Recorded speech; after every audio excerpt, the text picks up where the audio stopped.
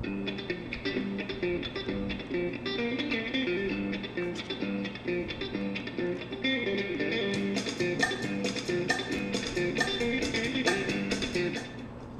so we are in room C5 again. This is Mr. Price, and we are on chapter 6-2. And we're going to talk about basically renewable and non-renewable resources. Anything that is considered renewable for us, when we start looking at it from an ecological standpoint, is something that pretty much can regenerate or regrow if it's a biotic factor in a lifetime. Anything that is non-renewable would take up to hundreds of, maybe even millions of years to replenish itself or naturally come back. So, some renewable resources. They again can be regenerated if alive. So trees themselves could be one of those renewable resources. They can be replenished by the biogeochemical cycles of matter, and what those are, and what I want to make sure all of you understand is that the biogeochemical cycles of matter are, number one here, let's get going, water cycle is one of them. So how H2O cycles through our biosphere. The next one that we could talk about is the nitrogen cycle. And the nitrogen cycle is how bacteria and nitrogen flow through our soil into our atmosphere. So the nitrogen cycle is one of the biogeochemical cycles of matter. And the last one is the carbon cycle. And the carbon cycle tends to be what happens between the producers and consumers, or the plants and the animals of our planet. But carbon does get cycled through our ecosystem. These, all of them, again, if we're talking about a biotic factor, we're talking that those things can regenerate with life, but we can also overuse them to where it doesn't really keep up. We can also overuse our water and our nitrogen and our carbon and throw off the balance, basically. So again, some of the examples of renewable resources are fresh water and trees. So on the other hand, non-renewable resources tend to be those that take millions of years to replenish. And in class, it was very easy for all of you to come up with some examples. Those examples are fossil fuels, so gas, oil, all those things that we tend to pay a lot of money for and use quite a bit. They are so deep in the earth, and they have been forming for 128 or more million years. And it's going to take that long to regenerate them. So these are considered non-renewable because of the time that it takes for them naturally to occur.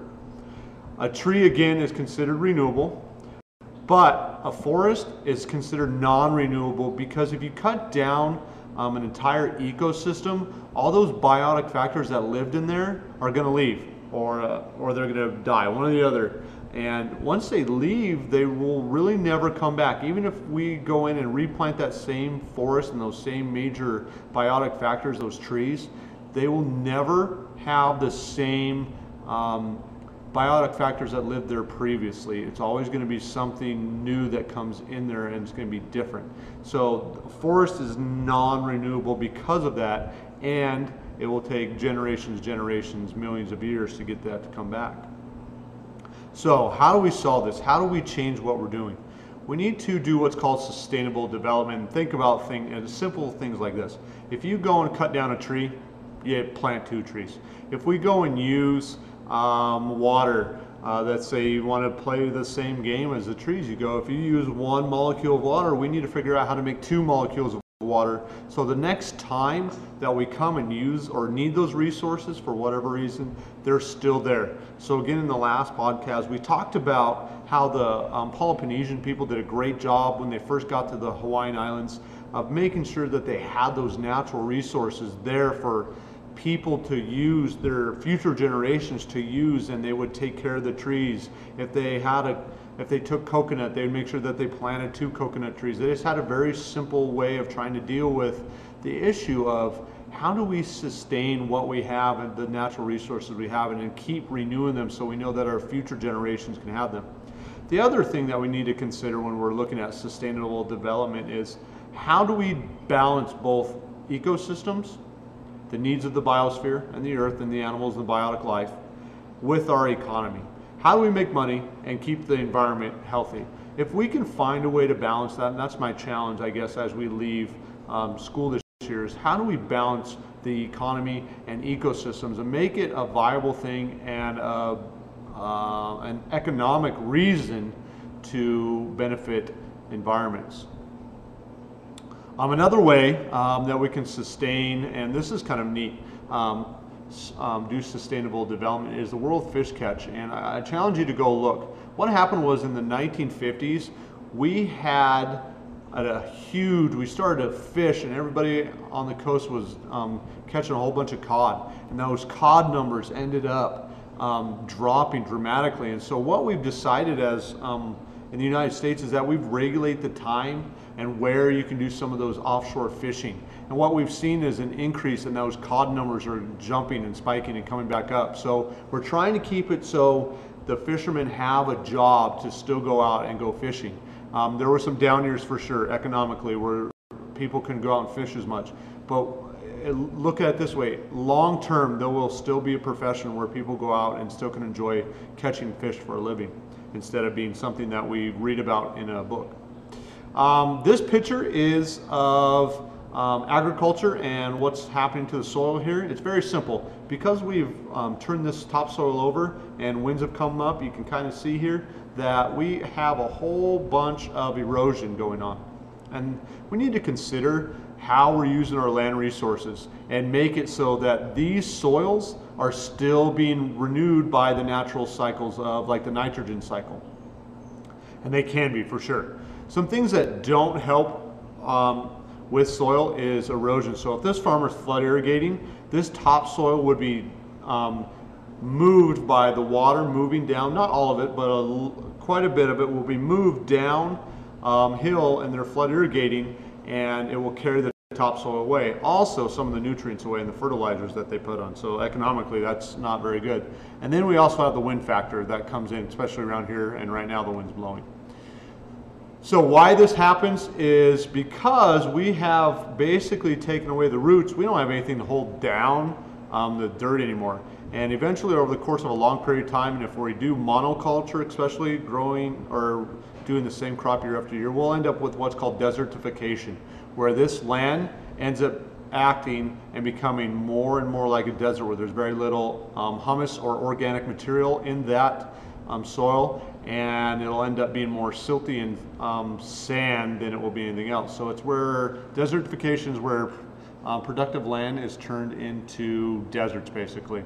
And this happens because that good topsoil gets taken away. And a lot of times farmers, and I think some of you have seen this even still today, that will turn over a crop and it basically isn't a good situation. All right, so forest resources. This one I'm kind of proud of to say that over the course of time, we are getting a lot better about not clear cutting areas. We need all this stuff. Oxygen, again, we talked about how the earth naturally breathes in and out every year. When the northern hemisphere is in winter, the CO2 levels in our atmosphere rise, and when it's in summer, that CO2 level goes down because all these plants are taking in that CO2. So if we end up taking away our forest and what's called deforestation, it helps lead to this imbalance of CO2 and oxygen that we have in our atmosphere. Deforestation also, so some of these bald spots that you see here leads to erosion. And if you've ever heard of a microstorm or microburst, a lot of times there's trees and stuff that have been gone or taken away by overlogging, and those basically shoot a whole bunch of topsoil and other things in the river, and it harms fish and other creatures. Methods for managing. This is pretty cool. You walk through a forest now and you'll see selective harvesting happening. You'll see little ribbons on trees. Tree farms around here, people are trying to grow trees, and we have seen an increase in trees that grow more efficiently, quicker, and use less nitrogen and less water to grow. This one, air resources. One of the biggest factors that hurts our air resources is smog. Again, it's caused by automobile exhaust and industrial emissions, so like coal-fired plants. And what happens is both of those cause what's called acid rain. And that's where too much nitrogen and too much sulfur gets in the air, and they form sulfur dioxide and nitric nitric acid and sulfuric acid, and those basically go in and from the top down in the areas that are affected by acid rain start killing off plants. So it harms the leaves, it harms the needles, and then as it makes its way to the ground, it also adds to the overall issue of adding more acid to the soil, so you'll never get plants to regenerate or germinate in this soil, because acid that's in there that came from acid rain basically doesn't allow seeds, plant seeds, to germinate because of the acidic environment that they create. So acid rain is taking smog, turning it into nitrogen, and smog that has nitrogen, sulfur in it, creates nitric and sulfuric acid, and ends up killing off certain ecosystems because of that. And here's a better picture. So our industry, our transportation, and some of the other vices that we have as a society gets put up into the air and causes nitrogen and sulfur to become these types of acid, and these particles fall down into the air, or from the air onto plants, and take out those plants. Freshwater resources, real quick. Freshwater resources, the biggest threat to them are pollutants. In 1971, 72, we passed the Clean Water Act, basically regulating how much or how clear a river has to be from where a factory takes in fresh water and where it comes out, and how clean it has to be. So we've seen it, this is getting better, but again, I challenge all of you to go to weatherchannel.com and look up the 10 most endangered rivers in the United States. You're gonna all see they all have in common some kind of pollution that is harming their river and freshwater ecosystems. And what that does is what happens, like in the Snake River, just adds a whole bunch of extra things to that river, and it can harm the producers. And we know that if we harm the producers, we could have an issue with all of the entire river ecosystem. And again, this is Dagger Falls.